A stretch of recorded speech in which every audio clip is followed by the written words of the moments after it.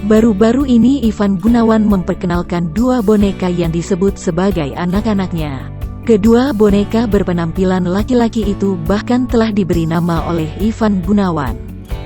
Boneka pertama diberi nama Miracle Putra Mahkota. Anggap boneka bagai anak sendiri, membuat Igun ramai dikomentari. Ivan Gunawan sendiri nampak santai, aksinya mendapat beragam komentar dari netizen. Artis yang sebentar lagi berusia 40 tahun ini mengungkap alasannya menganggap boneka bagai anaknya. Hal ini ia sebut sebagai latihan kehadiran dua anaknya itu agar hidup lebih berwarna.